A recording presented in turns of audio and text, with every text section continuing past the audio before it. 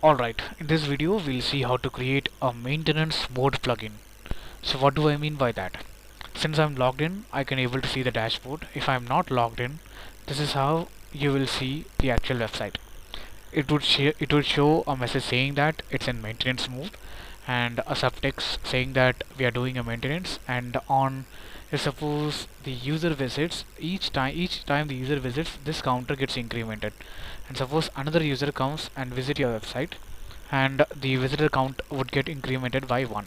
And the same way another visitor comes and visits your website, the visitor counts gets increased.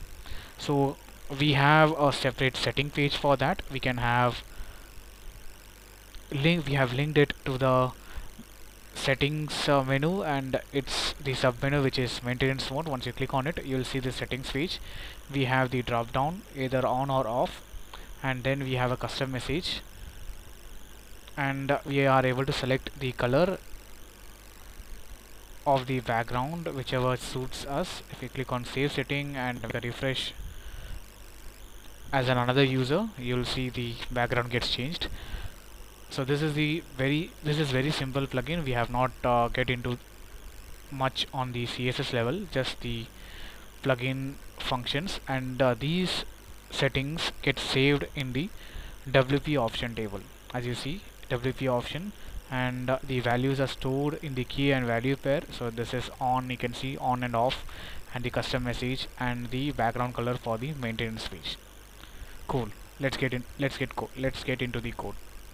And these are the list of WordPress plugin that we'll be using. I'll explain each methods in detail, and these are the hooks that we would be using. And to start, we just need to get into the plugin folder of our current website, and let's just deactivate the current plugin first so that it doesn't come in our way of using our function. Close or just deactivate it. Now you need to create a plugin. Let's name it as maintenance, and it's required to have the same name as your folder name for your PHP file. Let's just open this Visual Studio Code, and let's create a PHP file, maintenance.php. Now to have your information of the website of your plugin, you'll just use the name of the plugin, UiMonk maintenance, and the description, and then the version, and you can give the name, you can give the author name, and that's enough to see your plugin name on this particular page. And now what we can do is we can activate our maintenance plugin, and once it's activated, what we have to do is we have to create a setting page, so settings submenu page. Let's do that. Let's add a page with the hook called admin menu. So we need to pass it. We are using an option page.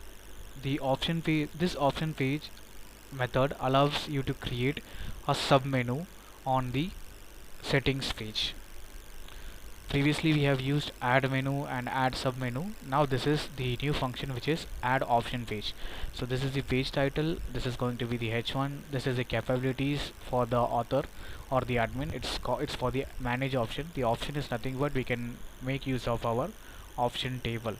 Now this is the slug, and this is the relevant function that would get called when you click on this submenu. So by this you can simply see your submenu page on the setting. If I click on it, it would be blank for now. Now we need to set some variables so that we can use it on the form. So that variable our status, it's going to be on or off, and then we have our custom message, and then we have our color, and then final we have submit button. So we need to define it. By the time of defining, we are also initializing it for the WP option table. So with the help of get option function, we can initialize, or we are saying that use this variable to store in the WP option table. Now since we have used this, now let's get our form work. Now I'll just explain it. First let's just see how does it looks. We have a select field, we have a custom message, and we have a color. Now the only thing that we have to focus on is on the function called selected. So selected is the WordPress method that comes for the form on the WordPress admin menu. So if it is selected, the value will be set as off. If this option tag is selected, then the value would be on.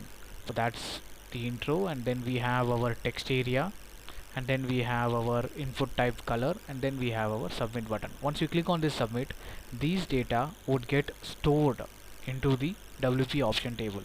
So with the help of, previously we have used get option, now we will be using update option. So you can see the get option accepts two parameters. The one is going to be the key and the one is going to be the value. So these are the default value. If nothing is set, these would be the default value. Now let's use the isSet function of PHP. Once you click on submit, these values get stored into the database. So if this is set, we'll use the update option, get the value from the variable of the form. We're using the PHP super global variable, which is post, and store it into the relevant options in the WP.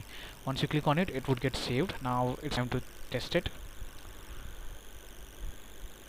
Let's just change the color something to pinkish, and let's make the maintenance mode on. Click on save settings. Once you click on save settings, these options should automatically get saved on the WP option table. If you click on browse, and it's still getting loaded, by then we can check with our key value pair. Yes, we have key on and off, and then we have our custom text, and then we have our color. So that's got saved. Now we need to fetch these value and display these value in the front end of the website, not to the admin, but only to the user who's trying to access it. So for that,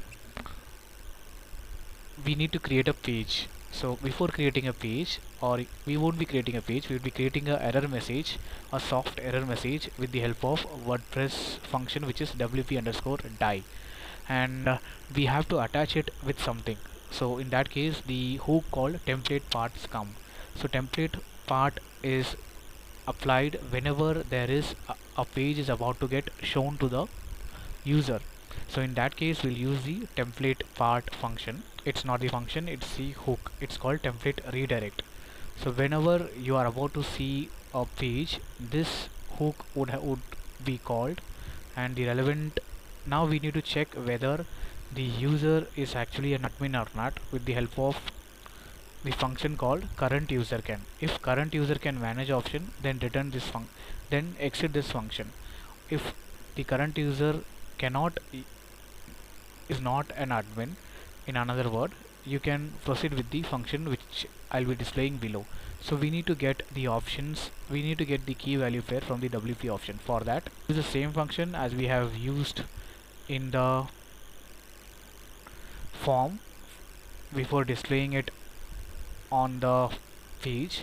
So with the help of get function, it is asking for the key, and this is the default value if nothing is passed. And now we need to give a soft error, and it should only display when the status is enabled. Display the soft error only the status is enabled. It would simply display the error message with this HTML, and this is the name of the error, and this is the response code. So we are saying to the search engine that this is a temporary error, don't index this particular page as of now. So that's why we are giving response equal to 503, and this is the name of the error, and this is the relevant HTML. So in the HTML, there is one variable that need to get updated every time. So to get that variable, we need to update that variable. We have got the variable, now we need to update the variable first. With the help of update option, we'll increment the visit variable with 1 and then display it. Now let's see how does it looks. we have set as red color, so that's the reason it is getting shown as red. Now if I make it slightly greenish and click on save settings, you should see the visit counter to be 2 and the color to be green, and that works. That's all for this video. Thank you so much for listening, and these are the methods that we have used, and these are the hooks that we have used, and I'll leave these in the Excel sheet and make it downloadable for you so that you can refer it in the future. And we have a goal of exploring at least one hook and at least one WordPress method, and those list can be seen in the Excel sheet, which I'll leave in the description. Thank you so much for listening. Meet you tomorrow with another hook and another WordPress function.